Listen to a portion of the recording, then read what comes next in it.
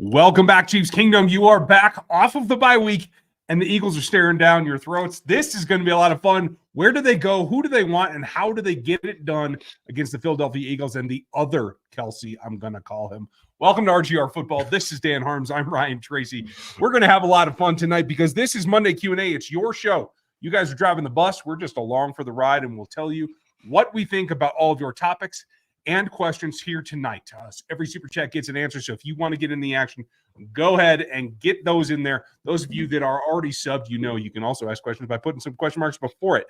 Make sure you like, sub, and hit the bell and join us here. We're pretty thankful because to be 7-2, coming off of the bye, Broncos and Bills are getting ready to start, so you're looking for another AFC West loss there. All kinds of stuff. We're going to find out what happens. Maybe they give them a run for the money, but we're going to be here watching live with you as well as answering all of your questions. Dan, it's a Monday. How you doing? It is a Monday. I'm doing great. Are we wishing for another AFC West loss? Are we? Are we really? I don't know. I always do. So I know you don't want to root for the Broncos, but are you really rooting for the Bills to beat them? Because I'll tell you one thing. If they get to the dance, is one team I'm not. There you go. If either one of them were to get to the dance, there's one that I'd be more worried about in the postseason. I'll tell you that right now. And it's not the Denver Broncos. So no, you have me bested there. You are absolutely right. So I'm rooting for a tie tonight. I'm revising my earlier statement. Ideal situation. A tie. Everybody's screwed. It'll be awesome. Gary, nice to see you. Scotty's in here. Jeremy's here. Night Hunter. Mr. Gary Holland, one of our mods. Nice to see you, especially with everybody tonight. I know it's Monday. Thank you for being here. You guys make this show go round, so we're very appreciative for you. And we know that there's a Monday Night Football game that some folks want to watch. I certainly will be watching and listening as well. So let's get after it, and we'll get to the questions right away. Steve Harrell, one of our members, is asking right away, can you explain the similarities and the differences between the offensive philosophies between Andy Reid and former head coach Dick Vermeil? They are both variations of what I would consider a West Coast offense. A lot more run game specific, a lot more power specific in Vermeil's universe, we'll call it. But I think you could say that there were elements of using the short passing game in Dick's offense as well, but there were, I don't know if you would call them more shots. That might have been dependent on the quarterback at the same time as well. But that's what stands out to me off the top of my head. What do you got? It felt a little bit more like run and gun to me. I'll be honest with you. Like it felt like they were running the ball a lot, but they were just taking shots down the field because Trent Green, coming from the greatest show on turf offense that was with the Rams, that was kind of his style. They wanted to take those shots down the field, but they also had a hell of a run game. So it's not like they were leaning away from it. They had the offensive line, they had the run game, and they had the quarterback to execute all of it. So I think that Dick Vermeil was just like, all right, what we're going to do is just let our players do what they want. Trent Green, just do what you want, Trent. This is pretty much your show. You've been doing it for a while. You go. And that's kind of, it felt a lot more run and gun to me because of the way that they attacked defenses, and it was big plays, big chunk runs, and just always attacking. So that the difference right now is that you would compare what Andy Reid did with Patrick Mahomes in his first few seasons to that. They were able to run the ball in chunks, and then they were just attacking down the field. And right now, it feels more like he's gone back to his real West Coast roots because of the way the defenses are playing. And Patrick has had to extend plays a little bit and extend how they attack down the field in a little bit of different ways, but they still want to be there. And I think Andy Reid's got some stuff up his sleeve for the second half of the season. I hope so. And I do think that you're right. So we're going to keep moving along that road and wait to see what he brings us. But no, Trent Green was in on that as well. It was Trent Green first. He got hurt and Kurt Warner took over. That's what happened, guys. And there's elements of that. And the thing that I always liked about Dick Vermeil, not to go off on a tangent, but that he was able to kind of, I think, morph his offense depending on his personnel. I thought he was really good at addressing what was there and maximizing their talents. I think that goes to show, the rise of Priest Holmes from nowhere. I think that is a testament to how he approached his job in shaping his team. So kudos to coach. Legion of Zoom. And by the way, folks, if you want to be a member like Steve here, get that emblem. You can join underneath Dan. That gets you into the membership accounts in terms you get all the behind the scenes videos, all the extra videos, the rants, all the extra files. You get my game notes every week. You get access to the Discord, where it's just RGR members. You can get in there, talk to Stevie and Gary and on the whole 9 group. So get over there, hit the sub as well as the join button. That'll get you over there. Legion of Zoom. Do you believe that Andy will finally unlock or unleash the offense after the bye week? I really hope he has been holding back and we finally get to see the wide receivers show up. I think he's going to crack the door, but I don't know that the flood's coming out. You know what I mean? Yeah, I don't. Again, I agree. I don't think there's a flood. I don't think there's ever going to be a flood because Andy Reid likes to keep things in his book for a rainy day. You know, he's got that book nice and close to him, like Coach Klein has him. Like, you know, he's got that book nice and close to him, and he doesn't want anyone taking it. He doesn't want anyone else, you know, using it either. So he's going to keep a lot of what he's got back there, and then we're going to see just a little bit of sprinkle, a little bit of, oh, we got something different here. Oh, we got something working over here. And one thing that I think we're going to find out is they have been very calculated with Kadarius Toney. And that's been the thing for, you know, that's on the thumbnail. It's on the title. We're going to talk about it because I think that Andy Reid obviously was asked quite a bit about it, but he was very articulate and he was very deliberate. This was planned. This was a plan. And the way that Andy talked about it, I was like, you know, as much as it hurts, as painful to have to watch and sit through that first half, I get it. They are calculating. They're so calculating that they understand that Kadarius Toney is more important for the postseason run than he is for winning games when you're 7-2. Yep.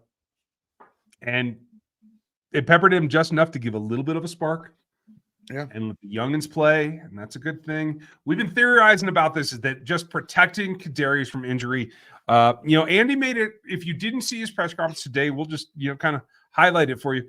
Andy was very specific and very kind of like, hey, remember everybody in the media, he did have a significant surgery as camp opened, and we're just taking it easy to get him through a full season. And I translate that to, we need him for game number 20. We don't necessarily care about game number 7. Yep. And that's exactly what it was. Like, we've been complaining. I'll be honest. I've been complaining about it too. I want to see more Kadarius Toney in this offense, and I'm not afraid to admit it. I'm really not afraid to admit it. But Andy is the reason that the Chiefs are 5-time hosts of the AFC Championship game. They've gone to 3 Super Bowls. Like, I can complain all I want to about that. But I also know that this Kadarius Toney usage is going to start to get ramped up. And it's going to be a little bit of fun to see how they use him and which ways they're going to end up using him. So I'm excited for it. Yeah, I am too. It's hard to watch. It's not something that you feel like, I mean, it tells you the idea of what the coach feels about the roster in general. Because his supreme confidence in not only your quarterback, but clearly he has that, but in the rest of the offense, even when it's struggling, to rally around him and get W's, knowing that you're purposefully holding someone back. It's counterintuitive to anything coaching has ever come up with. Yeah, it really is. And honestly, other than Bill Belichick, Andy Reid's the only coach that I can ever think of actually specifically going ahead and saying that. So, I mean, hey, he plays the long game. We know that. And, you know, that's probably on me for forgetting, to tell you the truth, because I've been complaining about it myself. It is what it is. Justin, I don't know what the spread is tonight, but for those of you who were with us yesterday, we won. We got our huge pick'em game, Underdog Fantasy. Thank you very much. We got that done. If you guys want to play Underdog Fantasy, you can get into that too. Just use our code RGR if you want to take a look at it. And it looks great. And right now, if you do sign up, you can get the mystery pick'em special as well as $100 deposit match if you go sign up now. It is over at Underdog Fantasy. And I'm sorry, Scott, I should have taken your comment down there rather than covering everything. But it's at Underdog Fantasy. You can get in there, use our code RGR, and you can get going if you like as well. Now, that said, take that back down.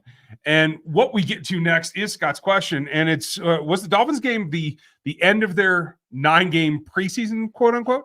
Will we see Chiefs start playing to win, and this cruise control coasting we've been seeing. They don't have an option for cruise control.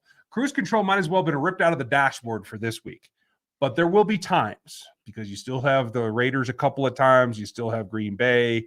Like there are things where you might see him be like, autopilot for a little bit. We're going to be all right. Wake me when we get to Vegas. We'll just see. But this week, I don't think that that's the case. No, I don't think so either. This is the stops. And Andy Reid coming out of the bye is usually pretty good. It gets a little bit dicey when the other team is also coming off of a bye.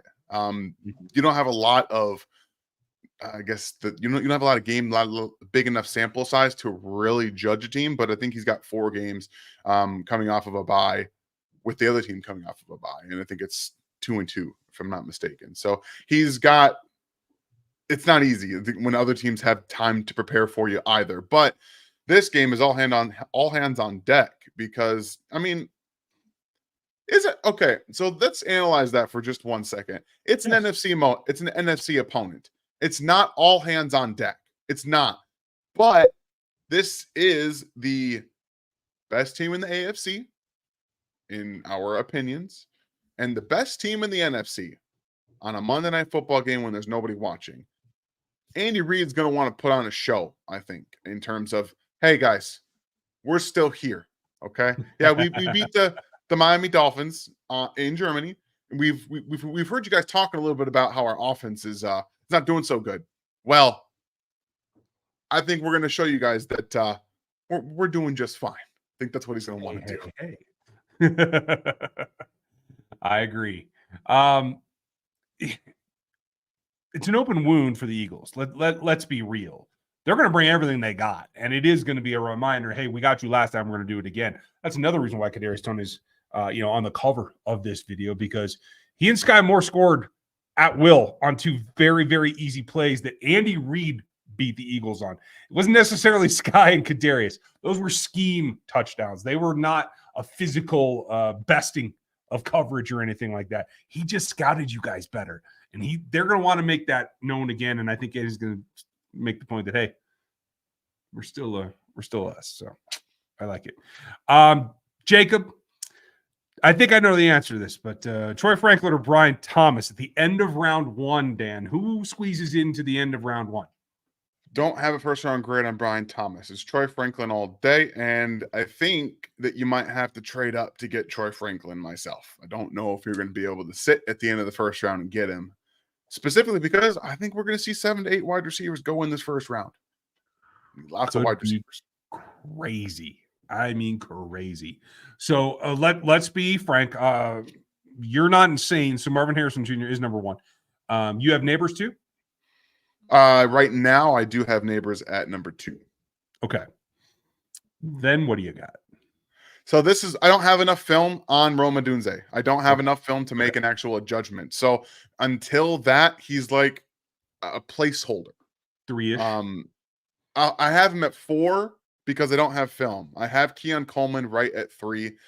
2, 3, and 4 will be subject to change. Okay. It very much will be, because those 3 guys are studs, and I think that they could all 3 be 2, 3, or 4 or 4, and it's going to be very close. So those are the 4 that I have. The 4 that I have in the top 4. Okay, I like. You've got Troy Franklin. I think Xavier Worthy is going to be in the first round. Do you think he goes? Xavier, I do think he goes. I do think so. If Xavier Legette blows up the combine, don't be surprised if he's a first round player. I'll tell you right now. Don't be surprised. I'm not saying it's going to happen. Just saying. Where's Legette at? South Carolina. Okay, I have not seen. I have purposely stayed away from Spencer Rattler games, so I have no. That's understandable. But that's a really great question, Jacob, and thank you for asking. I wonder if Brian Thomas is going to get the Jalen Polk treatment, in that you have a teammate that is going to be very, very well thought of, that you might see a little bit of slide there. So I'm with you, Dan. I do think that Troy Franklin squeezed into the first as we stand now. Jacob, again, not a Chiefs question, but my buddy's a Nebraska fan, and I asked him, trade for Kyler. Oh, New England fan. Sorry. Sorry, I took that as Nebraska. God, that was on the brain. Trade for Kyler, draft Bowers / Harrison, or B, Drake May. What do you guys do? Oh, man. I don't trust Kyler at all. So take that option off of there. Drake May, you got to fit into what Bill O'Brien wants to do, because let's be real, it's not Bill Belichick calling the offense. What would you do, Dan? So I think you have to consider where you are. Kyler Murray is a dome, warmer weather quarterback. I don't necessarily think he's going to be playing in New England and be successful. I like Kyler Murray too. I think he's a very good quarterback. I'm much higher on him than Ryan is. But I will tell you right now, the vast majority of his games are going to be played in domes, because he's going to stay in the NFC for maybe the rest of his career. And New England would not be a place where Kyler Murray would flourish, specifically because he would not get along with Bill Belichick. And unless, I think Bill Belichick is on the hot seat right now. I don't care that he got the contract. I believe he is firmly in the hot seat, and it gets hotter every single loss.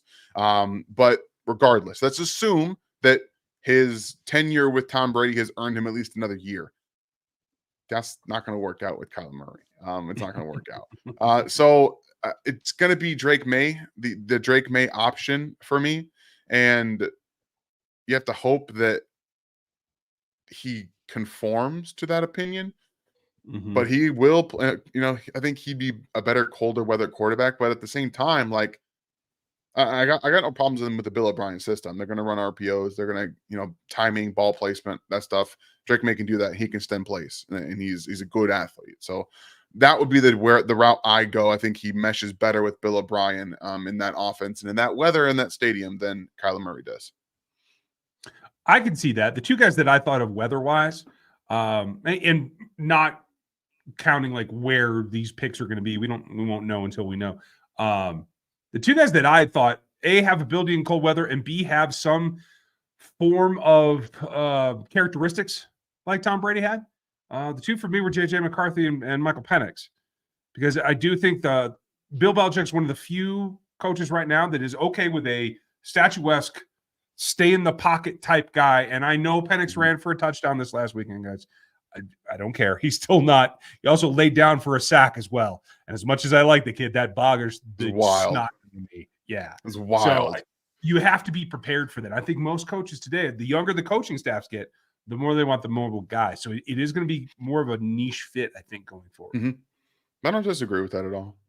Micah, if we can't see T. Higgins next year, do you like Gabe Davis? I liked Gabe Davis 2 years ago, and he's let me down every time.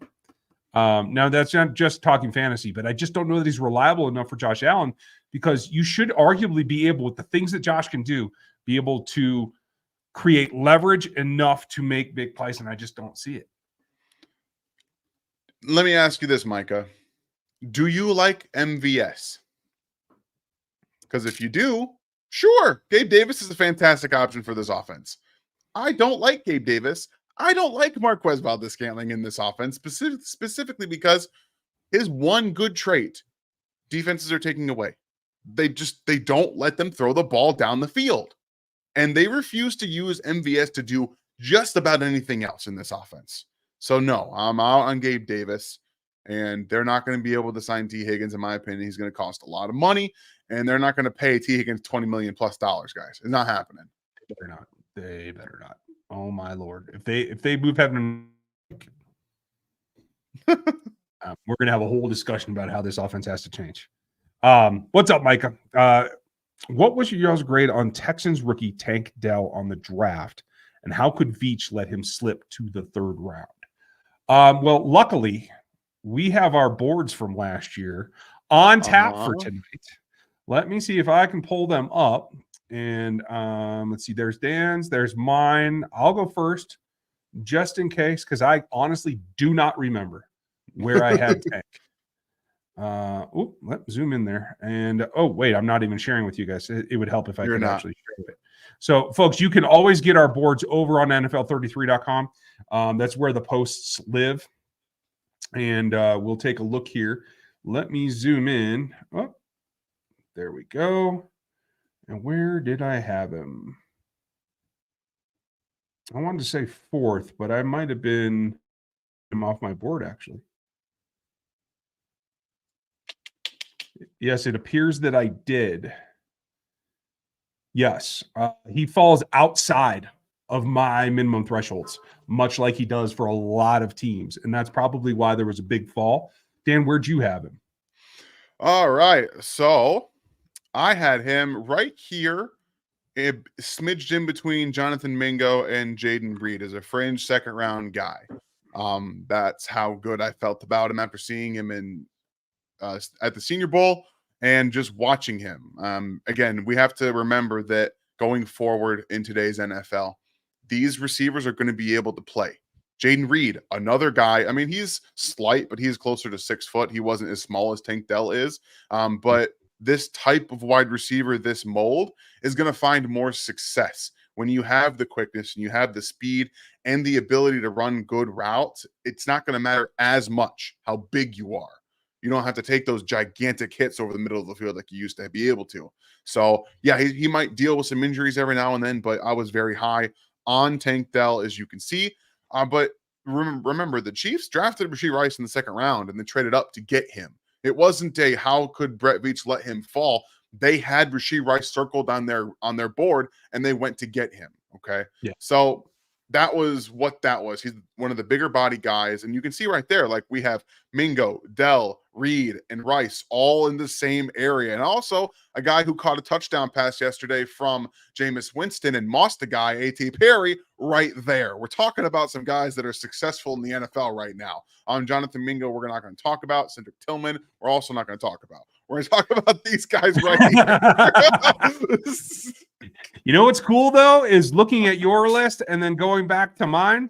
Also had Mingo, mid-third, Reed, bottom third, A.T. Perry, top of third. Like as much as I missed on Tank because I don't care to take that risk at a wide receiver spot. The rest of us, we saw pretty well eye to eye, and honestly, everybody's making plays, and I was super pumped to see Perry make that yesterday. Yeah, that was awesome. It was an awesome play. It's just... And thank you again, Micah. You got like 3 in a row, dude. I appreciate it. Great pod. Thank you. Are you buying? I'm guessing. Coach Reed's excuse about Tony still recovering from the injury, and he has to getting a few reps. I actually do, because what Andy's answer today made me feel like is that once again they underreported the injury to us originally, and it wasn't just a cleanup because he tweaked it when he caught that punt. Like, it was more significant than that, and so that's how it felt to me today. And so I am gonna take that as truth at this point. Yeah, I think Andy Reid understands the situation. They traded for a guy who was often injured in New York, and he came over, and they wanted to use him right away. He got nicked up a little bit here and there, and yeah, he made impact plays, but they also see that, and they want that. They want that player. He's played in every single game this season. Okay, that is a huge, huge improvement. I know he's not playing a lot of snaps, but it's a step in the right direction. If they can, get him playing a full season, get his body used to warming up, used to playing and getting hit every game for a full season, that helps one mentally up here for him. I can do this. I can get through an NFL season. That is just as important as his physical ability to withstand those hits, because we've seen him take hits over the middle of the field. Let's be honest. He was dragging dudes against the Dolphins. That one catch that he had, he was dragging guys. So it's all there. He needs to be able to mentally think he can do it. So I believe that Andy Reid and the coaching staff and Kadarius Toney had a conversation, said, we're going to use you. We're going to use you sparingly. He didn't get 2 feet down, I don't think. What's important is he's going to my guy Kincaid, who I need to coordinate. It's not 2 feet down. There's not an interception. So, but Josh Allen right now is not playing very well. Granted, this is his first throw. It's a whole lot of throw it up and pray. Yeah, but yes, Kadarius Toney, I believe, was also involved in this decision-making process. We haven't heard social media. That's one of the big things about this, because Kadarius Toney is a huge, outspoken guy. If he was frustrated with the way he was being handled and the way he was used, if he wasn't agreeing to it, we'd hear about it one way or another. We'd find stuff. We'd see things about it. We have not heard a peep. I believe that Kadarius Toney has been involved in this from the start. I think you're probably right. Chris, what wide receiver needs to get going the most for the Chiefs offense to have the most success? And do you think it's possible for the Chiefs to finish season number 1 in scoring defense? I think that's definitely on the table. They have some formidable teams coming at them, none less than this week in A.J. Brown. Let's be real. AJ's got 1,000 yards already, folks. I hate to tell you. Yeah. He's cruising. But I don't know. I could make an argument that Rasheed's kind of already going, but you could certainly say you want him to be an 800-yard receiver and get going to that point. It could be more underneath. It could be said Toney. It could be Justin Watt. It could be any of them. Somebody needs to step out from the crowd is basically what it is. I don't think that there's a specific, like you said, someone's got to step up. I don't care who it is. And I don't think the Chiefs need to care who it is either. Somebody has to step up and make a play and make plays consistently. That's what this moment in time is for. Somebody take the mantle, take it, run with it, figure it out, and step up. Get it done. Bottom line, get it done. Get it done. Other than Kelce and Mahomes, who is the offensive MVP right now? Pacheco?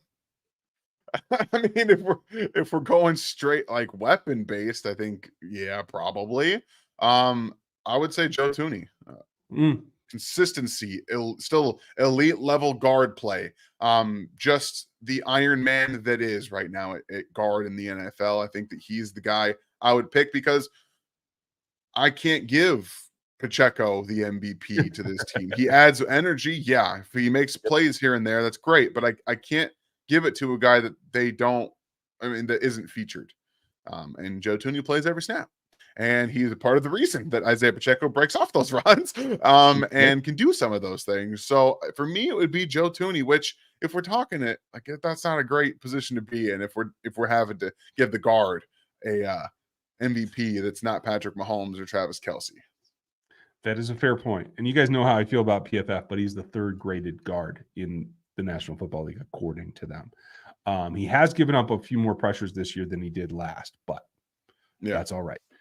He gave up a total of 20 last year with 1 sack. He's given up 19 so far with 2 sacks this year. So you can see that there's something going on there. And I think that's probably a function of playing next to the tackle that he's playing to. We'll just leave it at that. Yeah. Let's see. Patrick, nice to see you, buddy. Good evening, Rogue Nation. To all of you out there, make sure you like, sub, hit the bell, become part of Rogue Nation. Does a win against the Eagles prove that the NFL, that the Chiefs are the number 1 team in the league? Seems like everyone has been down on the Chiefs regardless of the record. It certainly opens their eyes to, hey, it's not just status quo, because I agree with you. I think people just generally forget. But with the Niners, they did come off their 3-game skid, but with the Niners playing as poorly as they have been of late, the last month overall, Eagles are the cream of the crop. So I think it definitely will open some eyes. Yeah, and that's the another thing is that they typically raise their level of play against good teams. They keep those games close, and they typically play better against the better teams. So I think that this is a good opportunity for them to remind everyone that that's what they do, and I do believe that they're going to raise their level of play against the Eagles. I hope so. Let's stop mincing words. I'm about done. Yeah, right. Scott, what's the real reason Casey will beat Philly or not? And this is going to play into, I think, another one that we already have, but I will tell you my thoughts, Dan.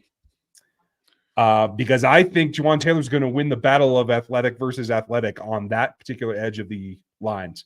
Hassan Reddick's been on a tear. He's got 5 of his 9 games this season. He's had 5+ pressures per. Juwan Taylor's the kind of athlete that can match him. And if he raises his game and plays as well as he can, I think that he can thwart that. He'll still get a pressure or 2. Might even get Mahomes down, but I do think you can cancel what is the most threatening part of the pass rush, in my opinion, for the Eagles. I agree. And I like that call out. And for the opposite side, the reason that the Chiefs lose is because they can't contain A.J. Brown. That's the one reason that they lose this football game, because I'll be honest, I love Devontae Smith. He's not going to destroy the rest of your defense by himself. I've still not been a DeAndre Swift fan. But even if he has a good day, he's going to have some runs that are going to go for negative yards. It's just how it is. This is coming down to A.J. Brown on those big key money moments. Yes, the Broncos just intercepted Josh Allen with a tipped pass. Oh man, this is gonna be a fun game, guys. This is. If you if you can't stop AJ Brown, can't contain him, the Eagles very well win this football game. Could very well win it. And I mean, I'm not gonna say the Chiefs would not win a game where he goes off. It makes it so much harder. It does make it harder. It makes it so much harder. Yeah.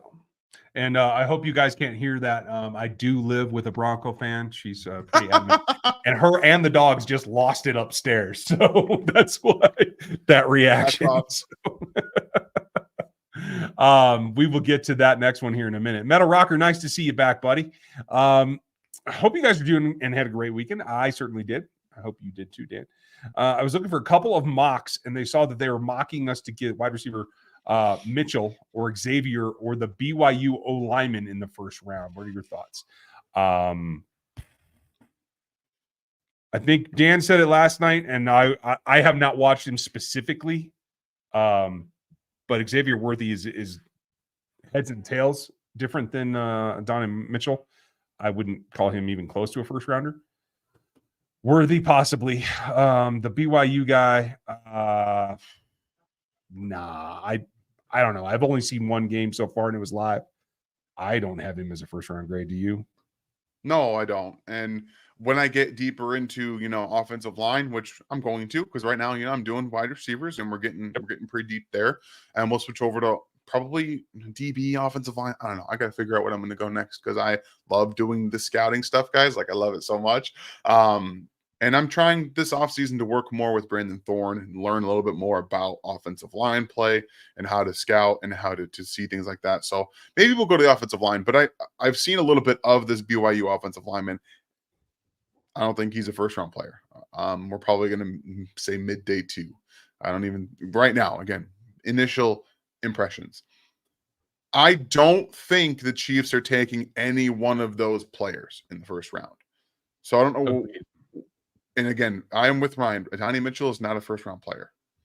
He's not. He's Gabe Davis with less speed.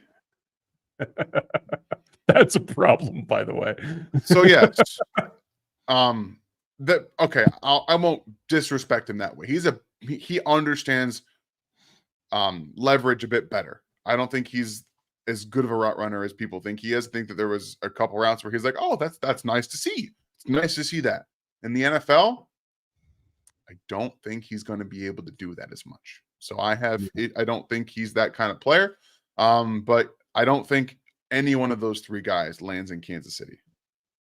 And I assume, and I had to go look up his name while Dan was answering YouTube Metal. I assume you're talking about Kingsley Suama Matei. I think that's how you say it. I believe he's not even coming out this year. I think he's a sophomore. He was a freshman. Oh, is he? Year. Okay, gotcha. He was that guy. That's a dude. He was a dude as a freshman, but he's not draft eligible to my knowledge. Okay. I'm checking that right now. Yeah, his draft year is 2026. Kime is their other tackle, and I neither of the guards stood out to me in any way, shape, or form. So yeah, Metal Rocker. If someone's mocking him to the Chiefs, they haven't even been looking at who's draft eligible. They're not even doing the right job. So I would go somewhere else for your draft content. But Braden Kime's the other tackle. He is eligible. He's a junior. But honestly, he did not play up to his bookend partner, in my opinion, from what little I saw in one ball game. So very early in the process. I, too, have not been on the offensive line. I've been on edges and quarterbacks all season to this point. I'm just starting on corners, starting with performance and production, that kind of thing, and then we'll get to the film.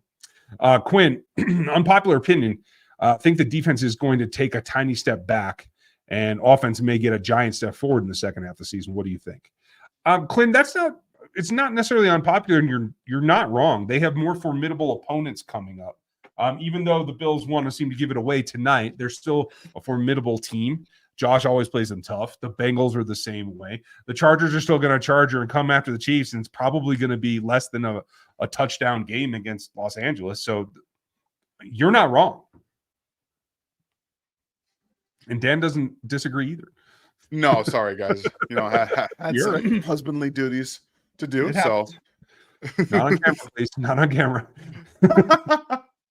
No, not on camera. Do you see Coach Reed using running backs in the passing game more this year? Do you think they're going to get back to the screen game in particular, or do you think that they're going to start splitting guys out? Because I don't think Pacheco has a whole lot more to offer in the pass game. I don't. And this is the problem. And Clyde Edwards-Helaire was practicing as a wide receiver for the Super Bowl. And they don't want to use him in that way. So the one thing he could have offered your team, you don't want to use him. So my answer is no. I think last year's Jerick McKinnon blow up is giving a lot of people, I guess, they want that back. I think it was a one-off. I don't think you're getting that Jerick McKinnon again. Maybe not. If they do, it'll only be Jerick. You're not going to plug in somebody else.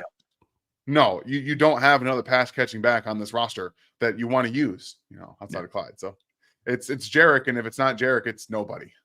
Yeah, I'm with you. I want to, because it ties in really well here. So Steve, thanks for the super chat. Appreciate you, buddy. Remember, folks, every super chat gets an answer no matter what. Who's better, CMC or Charles? It's not really close to me in this point.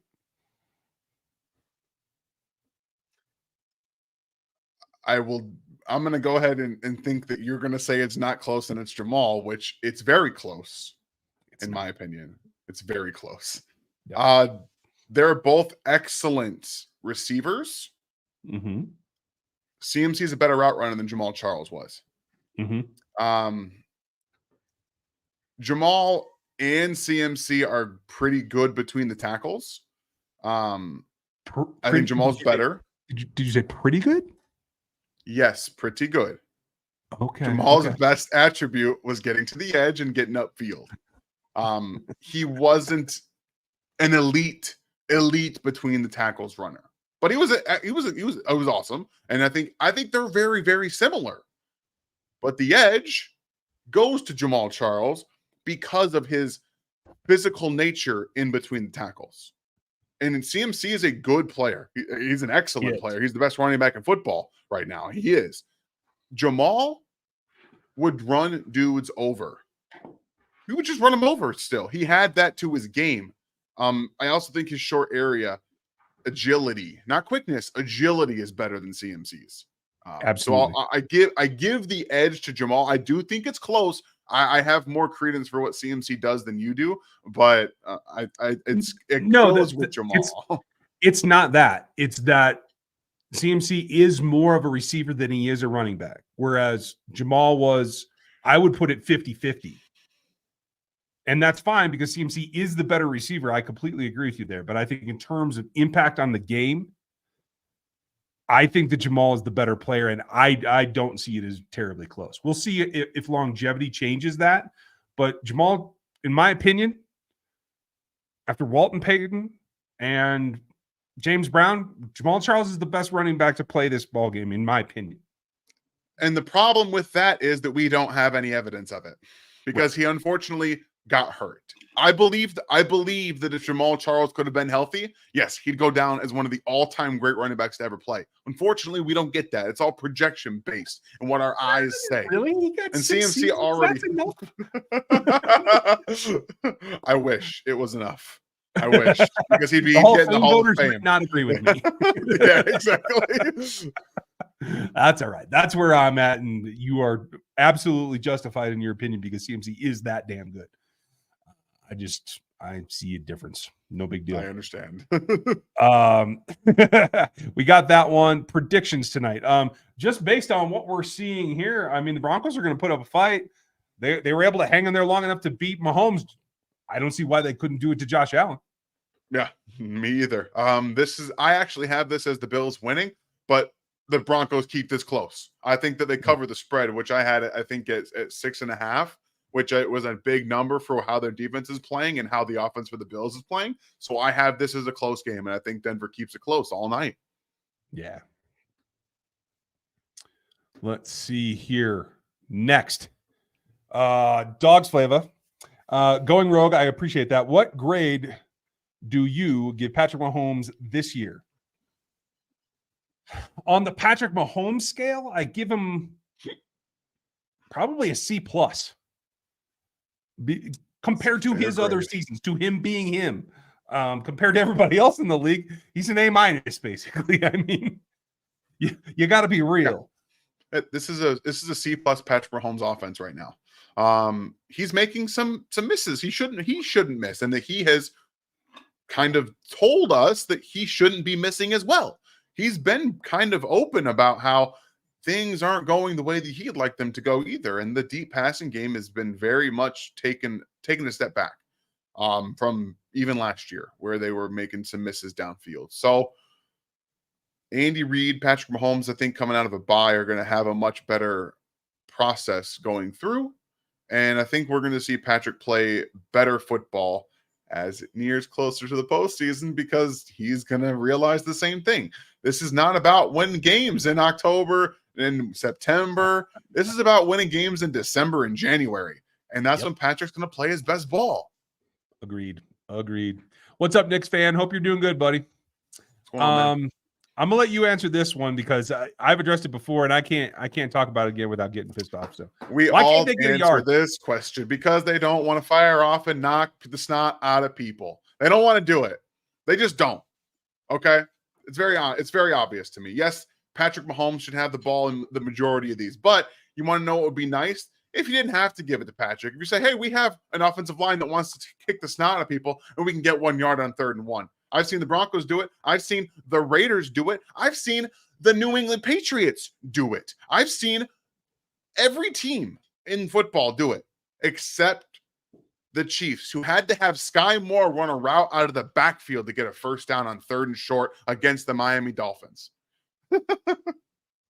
So when my autobiography comes out, it will be Stevie Keys being my ghostwriter because he knows. He knows. Well done, Stevie. Do you think that Andy's been throwing all these cute 3rd and 4th down plays to set up teams so they can run the ball down their throats in the playoffs? This is what I dream about at night, Oregon. Like, it comes to me in the wee hours. But no, I don't. I think Andy's just trying to do the least possible to get W's now and keep his team as healthy and capable in the postseason as possible. I have to agree with Ryan. I don't think that they're very good on 3rd and short, and I think that they understand it, and they're just kind of like, maybe we'll figure it out. Maybe. I don't know. But if they come out and start running the ball on 3rd and short, man, what the hell do I know, right?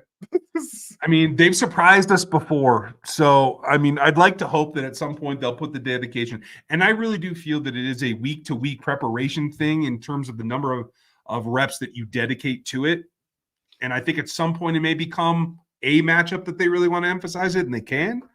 But I don't know. Sorry, I just had to throw this out there. Oh, Patrick's on the Manicast right now. Oh, is he? Okay. Hey, well, that's good. I'm glad to hear that because mine has had a crap connection all night. So apologies, folks. But I'm glad to hear that Patrick's doing the same as me.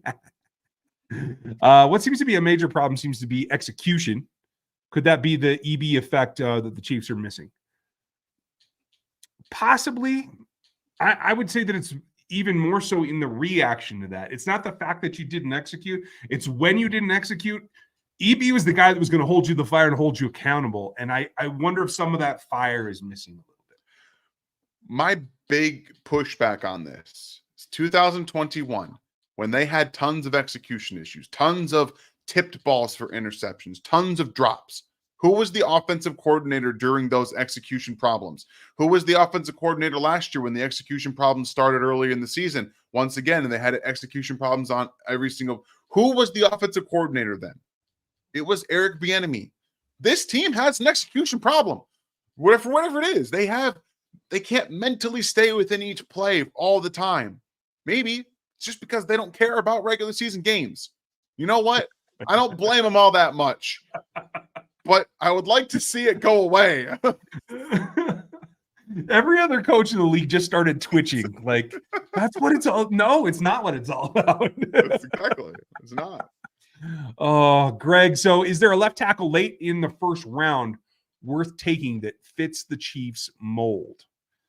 And mold is a very good question because as much as I think that they like Alt and like the concept of a legacy, he's more of a power tackle than a fleet of foot athlete that they usually dig. And Joe Alt's going high. Oh yeah, we're not even talking about position. Just like that will come into it later, but like you certainly would have to give up the ghost to go get him. But giving up the ghost for a guy that I don't even think fits the pair as they want him to, other than the non-field stuff, I don't know, man. There's this tackle out of Georgia. I don't know if you guys know him. Believe his last name is Mims. Yeah. Yep. The other guy too, possibly, but I think Mims is going to be a first-round player. That's the kind of athlete guy. I was pretty high on Broderick Jones.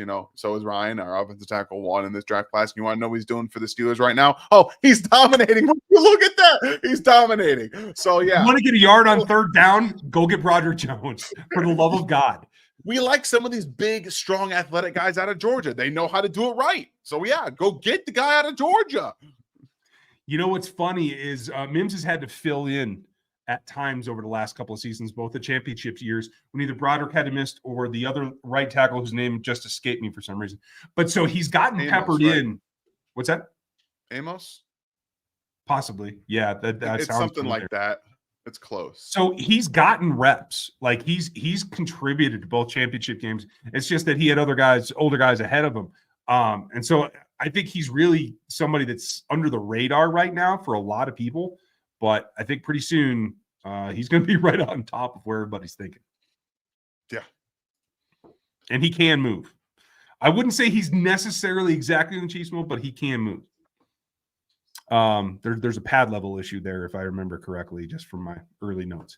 If a team had to trade Sneed, which hopefully they don't, what is the bare minimum you would accept? Oh, and hi, Dan. Oh, hi, Werewolf. They're going to have to work out a contract before they could trade him because his contract will now expire. They missed the trade deadline. So if they were going to sign and trade him, they're going to give up signing bonus. It's going to be crazy. Like I'd have to have at a bare minimum a 2, probably a 2 and a 4, and maybe push for a 1. Yeah, it's you're asking for a late first round pick, but you'll settle for a second and a 4th or 5th. That's how I feel about it. And then again, you're gonna have to worry about the contract with him too. So that's what that is. So yeah, like I love Sneed, and you kind of hope that maybe that people really care about PFF grades, because he doesn't grade out very well on PFF. So maybe you find a way to keep him on the cheap. Let's do that. Just everybody ignore everything else. It's perfectly fine. Nothing to see here. Move along. Mark, and thank you, Werewolf. Do you think the Chiefs ever figure out how to convert a 3rd and 1? It's yes, I think they do. And I don't know that it's such a conundrum that they can't figure it out. It's that they don't dedicate themselves to being able to pull it off. I mean, you want to do that? If it comes January and you got to play, I don't know, Cincy, you got to play the Eagles again, you got to be able to run the ball. Those practices will shift where you'll get maybe 10, maybe 15 reps more per day on the run game. And you're going to see those guys lift a little bit harder early in the week. You're going to see them try to get that explosive strength back up so they can do those things. Right now, it's like, hey, we're just dancing for a while Patrick does his thing back there. Yeah. That's kind of how it is right now. Just if I have to see another A gapless linebacker formation or linebacker-less A gap formation on 3rd and 1, I might lose my mind. I actually might lose my mind. He could fall forward for a first down. You don't even need to sneak it. Just fall down. There's nobody there. No one at all. It's infuriating. Are the Bengals and the Bills still going to make the playoffs? Also, CJ Stroud. Wow. Good point, Justin. Honestly, if the Bills keep screwing around like this, the holds, it's not insurmountable now, but it's going to get there. It's going to get there for an offense that's struggling against the Denver Broncos. I mean, this defense has been legit since they got blown out by the Dolphins. Let's be very honest. They played very good football since that game. And right now, they're taking it to the Buffalo Bills, who kind of look like they're a very soft football team. I'm going to say it. They look soft. Yeah. I mean, you can take it to them. This is the thing. They are, 2-4 in the AFC. The Bengals are 1-4 in the AFC. They lose this game, they go down even farther. So like it's the math that starts to hurt them here coming up pretty quick, because you're 3 games out of 500 if you lose this ball game in the conference. No matter what your overall score is, you're going to have to break a tie somewhere. And in the East, with Miami doing what they're doing, they got 2 games on you right now. It's going to be hell just to catch up. Yeah, I mean, they already lost to the Jets. It's not like they have a good record against good defenses. If the Jets defense continues to play, they can play spoiler to them later too. It doesn't matter who's at quarterback. So they very well could be on the outside looking in. And yes, CJ Stroud. We talked about it last night. Oh boy, CJ Stroud's a fantastic quarterback. He's so good. He's so good. Let's revisit just for a moment where we were on that. Oh yes. So I had both he and Bryce as top 10s. I think Dan did as well. We were the exact same. We were. Okay. So while same. Let me pull it up. Both had for 2, we both had him as a top 10 selection. We both did. And obviously I was much higher on Anthony Richardson, who looked way better than Bryce Young in his stint as well than Ryan was, but we'll just leave that out. That's all right. I got time on my side, brother. We'll see if he can get back on the field again. Yeah. How's that clav treating you? It was still NFL competition that he played. It was. You're absolutely right. How will the Chiefs handle Hassan Reddick? You may have to chip him from time to time, but I think, especially early, you're going to see them say, as long as he lines up on the left side of the defense, where he usually does, his snap counts have been, he maybe played 5% of his snaps on the right.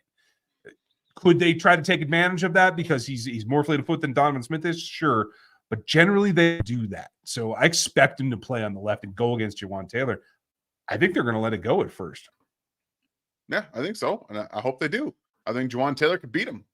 Yeah. Hands down, they could beat him. Certainly within the realm of possibility, because in the end, you don't have to be all world to get around. You just have to keep yourself between you and Patrick and that guy. Super easy. Yeah. I put it that way because that's sarcasm, folks. I'm not trying to say that's an easy thing. But I do think they like their chances. And Reddick is a guy that comes off well. His transition to power is there, but it's not earth-shattering. Let's put it that way. I'm with you. Do you guys feel like some of these mistakes on offense are on PM15? And there's that can of whoop ass that we were going to open. Yeah. Yes. Yeah. Yeah. And so does Patrick, by the way. Yeah, he's not dumb. Patrick knows he's not playing great football right now. And yet 7-2. Also knows he's within striking distance of everything that he wants, and he does need to clean it up, but he understands it doesn't have to be tomorrow. Although this week I'd like it to be tomorrow. But he's on that ramp, and I do think as things settle down and they find their path, they will find a way to get things done better. Yeah, I think Patrick's just going to be able to, I guess, elevate his level of play as the days get colder, and that's kind of what we've seen lately in his career in terms of the last couple of seasons. He does elevate in the postseason and down the stretch, so I'm excited to see what he does. Folks, last call for super chats here. We are approaching the hour. Dub Freak, I got you. I'm coming to you next. Is CJ, for Hunter, though, is CJ earning his monster contract that he wants? If not, what is your perfect scenario for losing him? So I still believe that Chris Jones is playing an elite level. I know people had this whole, where has Chris Jones been the last 3 weeks? Well, I mean, we kind of talked about how he's just getting double teamed. He just is. And regardless of any of you want to see him beat those double teams and triple teams more consistently, it's not always going to fall that way. It's just not. It's a hard league, and teams are taking notice of it, but he's getting one-on-ones for everybody else. There's a reason that Mike Dana, George Karlaftis are having better seasons this year than they did last year. It's because while Chris Jones is still racking up numbers, he still has 6 sacks on the year. He's been taking the work off of everyone else's plate and allowing them to feast. So you can say that he's not earning his contract. The numbers will back you up, but his level of play is not diminishing, in my opinion. I'm with you. He's at a win percentage of 17.7, 8th in the league. By the way, you guys remember a kid named Mauro Jomo? I was pushing pretty hard last year. Yeah, still leading the league.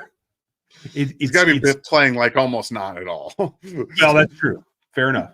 But it's about taking that win rate to get yourself towards a pressure and taking that pressure percentage and making it towards a finish, a sack. And so if you're winning at a good percentage, you have more opportunities, and he is still winning at a very, very high rate. So the perfect scenario for losing him is not losing him, in my opinion.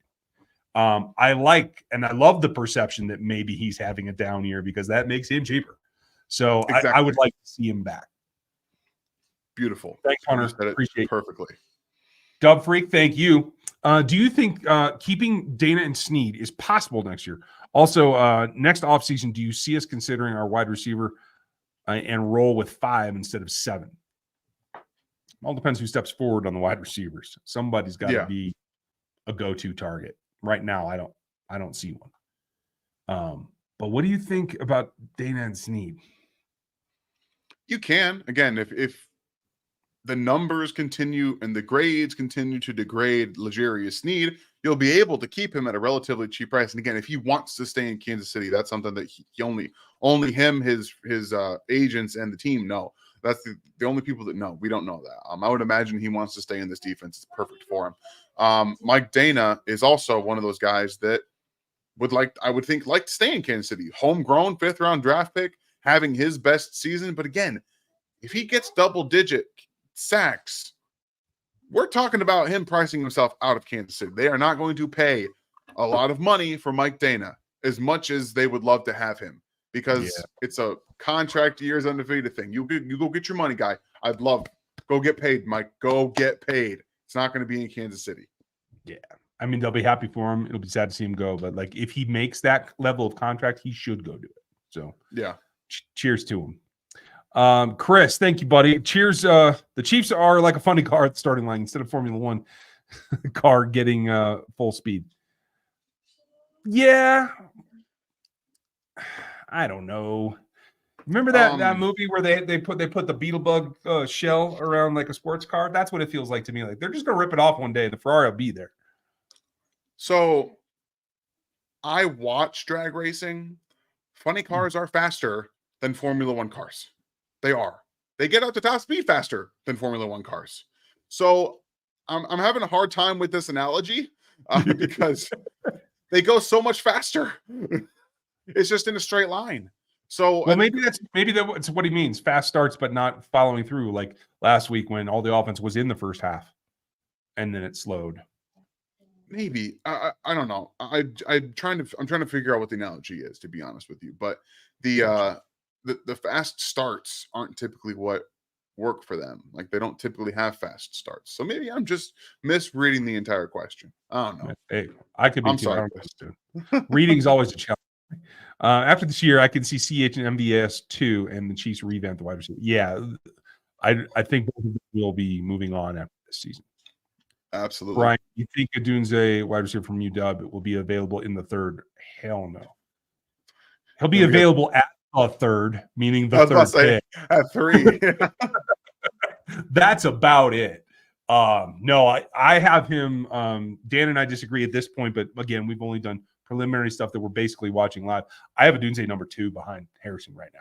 So no, he will not be available in the 3rd round. I guarantee that. Nope. Justin, which BS is stronger? Steelers doing their thing or the Chargers charging?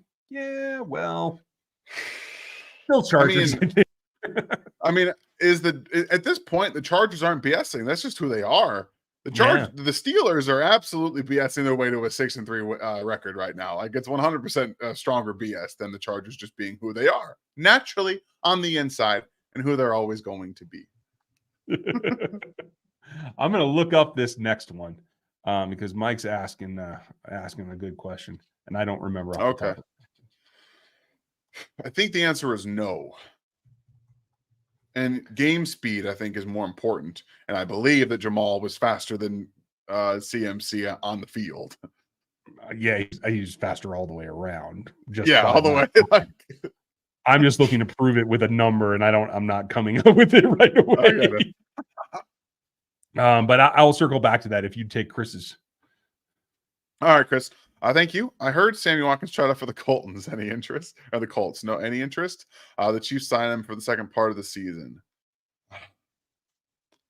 If this was 5 years ago, Chris, this would be right up my alley. But we're talking, he's like 31 now, by the way. He's not even old. They're 32 years old. He's still very young. But no, Sammy Watkins has nothing left. He's got nothing left. The injuries zapped, much like Jamal Charles, zapped what should have been a much better career than it was. And that first year in Kansas City in that Super Bowl, Sammy Watkins will always have a special place in my heart. But no, toast, done. Yeah, I'm with you. Okay, so it was not particularly close. Christian McCaffrey 4.48, great time for a running back.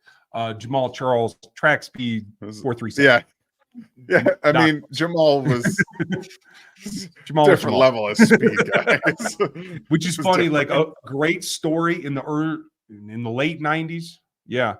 Kansas Relays, first time I met Jamal Charles, running out of Texas. Speed. And we'll never, ever equate anything else with him, to tell you the truth. Irish, thanks for joining the memberships. Nice to see you. Thank you, Irish. If you have any troubles, hit me at rgrpodcast@gmail.com. But if you go over to the Discord, you can connect your Discord account to your YouTube account, and you are set to go, buddy. And we're going to wrap up, I think, tonight with Gary. Thank you again. Gary, one of our mods. Everybody give him a hand. Can you still see Patrick Mahomes still get the MVP this year, Dan? Absolutely can. You want to know why? It's been a down year for quarterbacks. All it takes is a stretch, a hot stretch, a heater. And guess who knows how to get on heaters? Patrick Mahomes can get on a heater. So, yeah, he absolutely can. This MVP race hasn't even started, to be very honest with you. It's November.